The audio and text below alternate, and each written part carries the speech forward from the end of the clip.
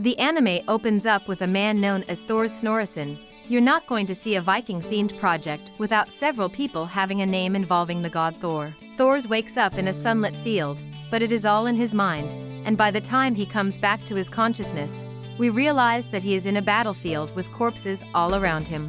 Together with Thorkell, he cuts down all his enemies in this battle of Huron Gaviger. The year is 987. At the end of the whole battle, we see Thors wash up on shore, with boats burning in the background. There's a time skip into the future and a young Thorfinn, another Thor-related name, is listening to stories from his grandfather. Thorfinn is the son of the great warrior Thors. Later on, his grandfather tells him and the other kids stories about the new world, and they ask him several questions about Vinland. He also tells them that their ancestors ran away from Norway to get away from King Harald. Thorfinn and his sister Ylfa discover a slave. Later Halfdan arrives to retrieve his slave and Thors is forced to trade 8 sheep for the sickly man who later dies. In the next scene, a blonde leading an army on boats approaches. English soldiers murder the Vikings in their settlement located in northern England, and in the year 1002, war is declared between England and Denmark. A powerful group of Viking warriors known as Jomsviking are led by Floki to Thorfinn's village. Floki is highly intimidating, and you clearly know that this is man that cannot be trusted. It turns out that Thors was the former commander of the Jomsvikings, and he had a reputation as the troll of Jom. Floki threatens to destroy the village if Thors doesn't join, so he is forced to join the army and also recruit some of the inexperienced villagers as soldiers for the upcoming campaign. We are also introduced to Askeladd, a Viking army leader who Floki tries to manipulate into killing Thors. Floki says that it is an order from the king to kill Thors for deserting 15 years ago, but Askeladd is smart enough to know that it is a lie. After deducing that the order from the king is a lie, Askeladd negotiates double the price to kill Thors. Men of this nature cannot be trusted. The young men of Thorfinn's village haven't seen war, so they are all excited, buzzing to be fighting soon. Leif, Thorfinn's grandfather, tells a woman that Thors is displeased and has no intention of taking the young men to the battlefield, and he will prefer to leave them behind. There's a hilarious scene of the young Thorfinn sneaking into the boat to follow his legendary father to war. Thors finds his son and gives his some spanking for good measures. The sea journey is quite tough, and a lot of the young men from Thorfinn's village find it too harsh. If these ones do get to the battlefield, I'm sure that they'll be among the first set of soldiers to die in the war. The army stops to rest and resupply in Faroe Island, and Askeladd begins his plans. Thors and his crew falls into Askeladd's trap. Then Askeladd's second in command, known as Bjorn, eats a mushroom that seems to heighten his senses and make him more aggressive. He claims that he wants to fight Thors one-on-one. He wants to test his skills against the legendary troll of Jom. To everyone's surprise, Thors jumps from his boat onto his enemy's boat, and with his bare hands, he defeats several Viking warriors, leaving Askeladd and Bjorn impressed. It is quite clear that Thors is trying to avoid bloodshed or loss of lives as he tries his best to defeat his attackers with only throws and punches. Bjorn, who ate the berserker mushroom, goes mad, gets more aggressive and attacks Thors. The legendary warrior defeats the berserker. Thors knows that because Thorfinn is around, he is at a disadvantage, so he offers to fight Askeladd in a duel, which the latter accepts. Askeladd shows his strength here, and even manages to slash Thors. However, Thors still emerges victorious. He refuses to kill Askeladd, rather telling him to surrender, but Askeladd refuses to surrender in front of his men. Bjorn regains his consciousness and quickly kidnaps Thorfinn, placing a knife by the young boy's throat. Askeladd breaks the rule of the duel and commands his archers to kill Thors. Thors knows his fate, and pleads with Askeladd to allow the villagers go. He also tells Leif to ensure that his head is taken to the head of the Jomsvikings so that it will be on record that he didn't refuse joining the war campaign. With Thors now dead, Thorfinn is mad with rage and has a scary look on his face. Thors wanted to keep his kid away from violence, but in aftermath, emotions are high and Thorfinn has vowed to kill Askeladd, his father's murderer. In the next scene, we see Askeladd and his army doing what Vikings do best, pillaging a village and taking everything they can find. We also learn that Askeladd doesn't kill children. Thorfinn finds Askeladd sleeping one time and takes a knife, but he is unable to bring himself to kill the man in his sleep. It is later revealed that Askeladd was awake the whole time. After some time, Thorfinn challenges Askeladd to a duel, trying to avenge his late father, but it is all too easy for Askeladd as he would have won even with his eyes closed. He tells Thorfinn that the boy should have killed him during his sleep, but Thorfinn says that as the son of Thors, he would never do something so cowardly. Big words from the young boy, right? Let's hope he lives up to it. Thorfinn has been moving with Askeladd's army for quite some time now. It now feels like he is a part of the crew. In usual Viking tradition, war breaks out with England and Thorfinn is about to have his first harsh realities of war. It is bizarre to see a young kid like this in several battles. As they try to conquer England, Askeladd loses many of his men. Thorfinn even tries to run away, but he later decides to join the battle wielding a dagger. Thorfinn is attacked by a much bigger man, however, he is saved by Askeladd. We later see Thorfinn get his first kill and the days roll by. Battle after battle, he begins to get more experience and more kills under his belt. The innocence of the young boy is eroded before our very eyes. One night, Thorfinn is wounded in battle after being chased by some men with dogs. He passes out by the river and is saved by a mother and daughter. The Danish king puts a halt to their attacks, and with their freedom, Askeladd decides to look for more places to raid. They meet a French general who just lost a battle trying to siege a fortress. The general is named Jabbath. Surprisingly, Askeladd sends an unenthusiastic Thorfinn to deliver a message to General Jabbath. Askeladd will help the general with his army for half of the spoils they recover from the raid. Nevertheless, Askeladd also gives Thorfinn a mission to bring him the head of a general.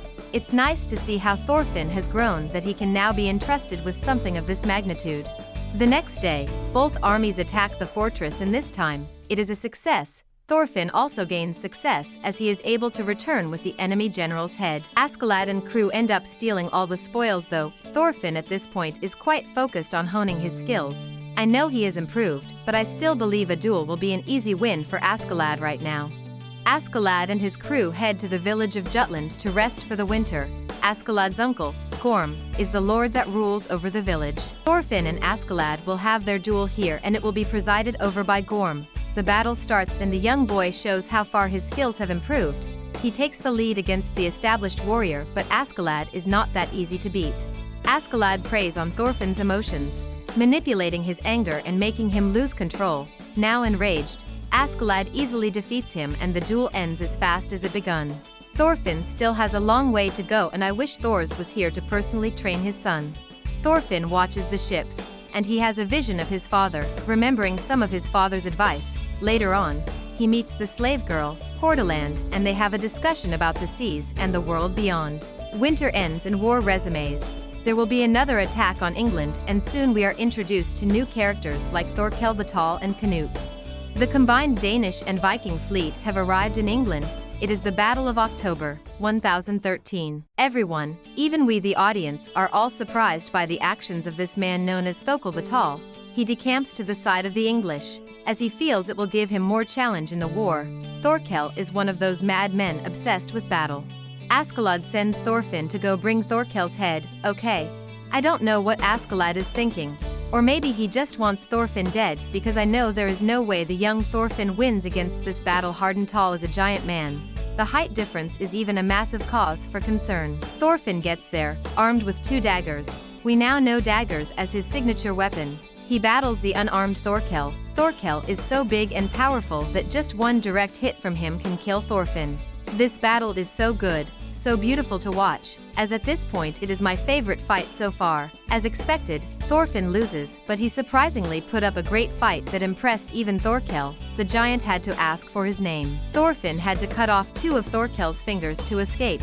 After escaping the giant's grip, he regroups with Askeladd's forces and they head to Wessex.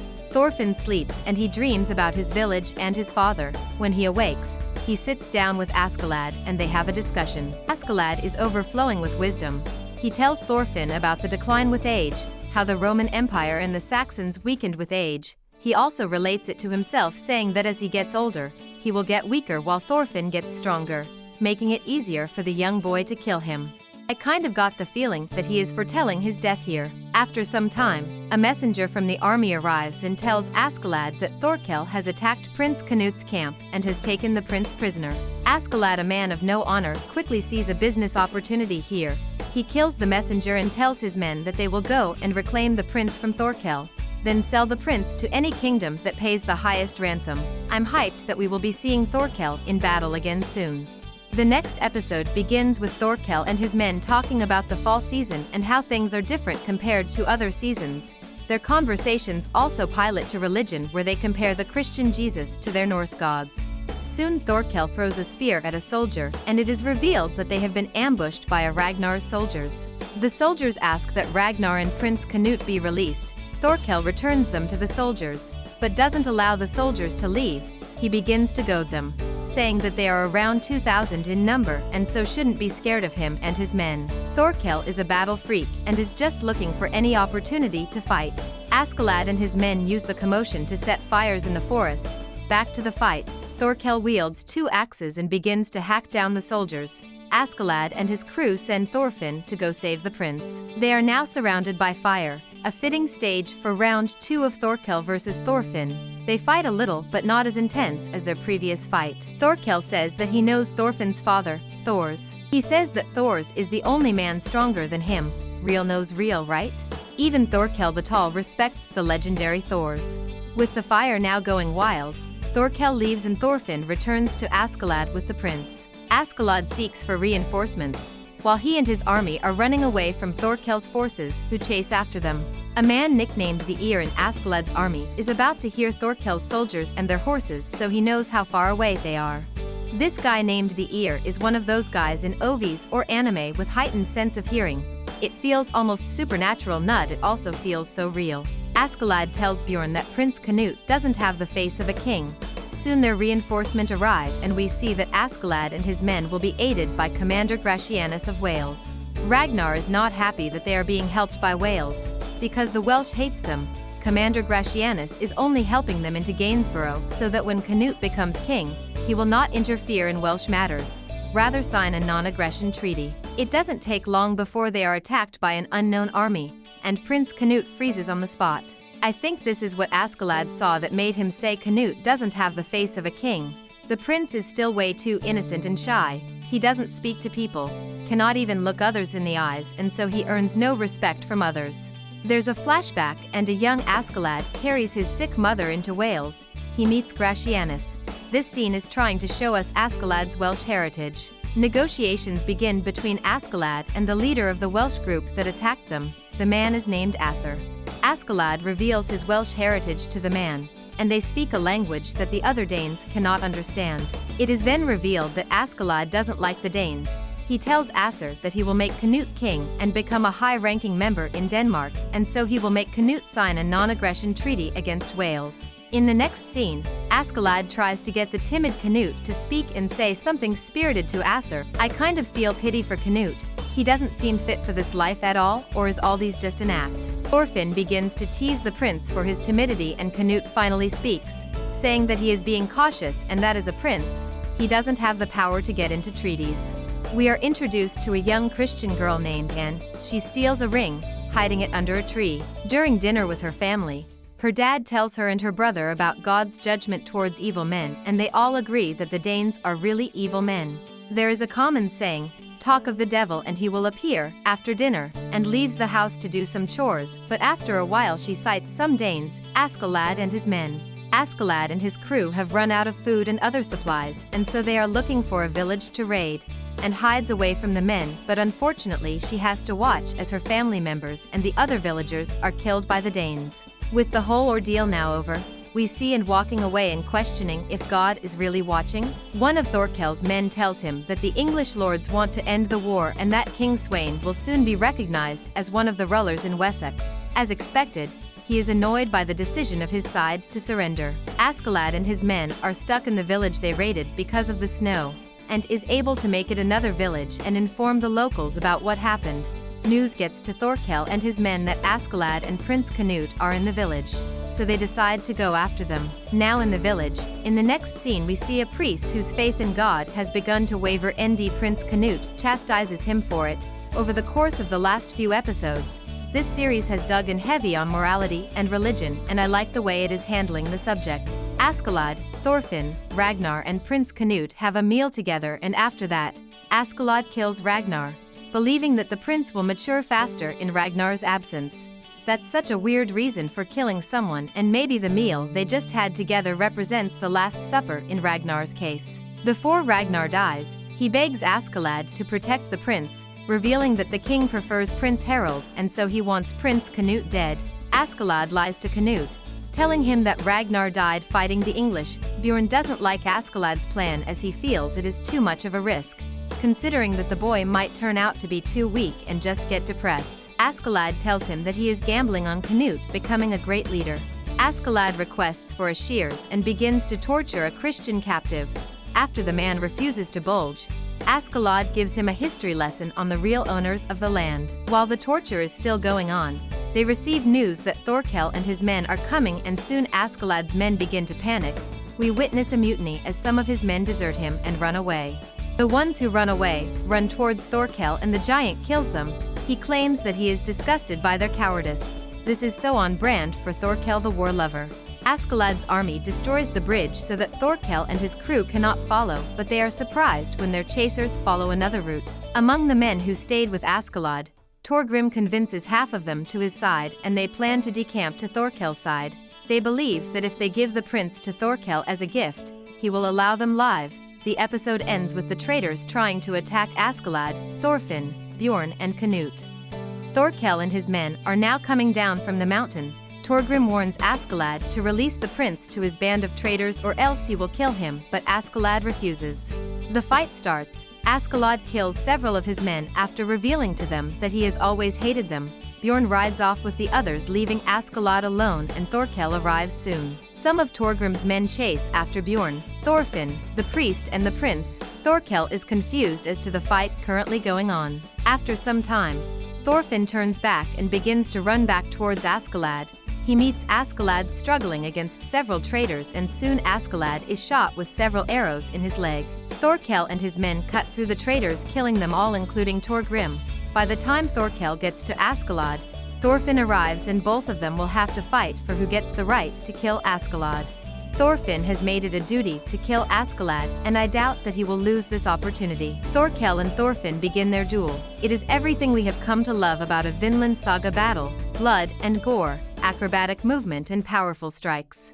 Canute has a dream about Ragnar. Ragnar has been his closest friend and confidant, so it is understandable to see how it is difficult for the young prince to let go. This dream sparks something in him, and the priest named Willibald also uses this opportunity to teach the young prince some much-needed lessons. Back to the battle between Thorkell and Thorfinn. Thorkell knows that there is something missing in his life and he tries to find it in battling the young Thorfinn. They both have a discussion about what it means to be a true warrior. In the next scene, after Priest Willibald and Prince Canute have a talk on agape love, the prince accepts this concept of love and the boy in him dies, giving rise to the man in him. Canute's resoluteness can be summed up by him saying, "I shall give meaning to your battles, to your life and death. That's what the duty of a king is." Now the previously timid prince has been fully transformed. Bjorn is going mad from eating the berserker mushroom, but Canute hugs him even in this his animalistic state, and the prince is able to calm the warrior down. In the battle between the giant and the young boy, Thorfinn is now badly wounded after taking a beating from Thorkell. His arm has been broken and he even has a problem standing upright. During this fight, it is revealed that Thorkell is Thorfinn's great-uncle. If you're a bit confused, Thorfinn's mother is Thorkell's niece. Askeladd devises a plan for Thorfinn to win and it involves using the light reflecting from his sword. Thorfinn is able to knock the giant down and gouge out one of his eye and so is declared the winner. Even though he cheated, it is safe to say that our boy has come of age. Some of Thorkell's men want to kill Thorfinn for cheating, but Thorkell refuses, handing the victory to Thorfinn. Soon Canute arrives and the now assertive prince tells Thorkell and the men to join him. Prince Canute leads his new crew back home, as he goes to see his father, the same father who ordered his death. King Sweyn is a smart man, so he knows that Canute surviving the battlefield and coming back home only means that Canute is here to kill him too. Who will win in this face-off between father and son? There are several guards outside and inside the palace. Askeladd tells the prince that this is an ambush, but the now resolute Canute does not care, as he knows that his heroics in the war that saw him return with Thorkell and many others will ensure that his father cannot openly call for his murder.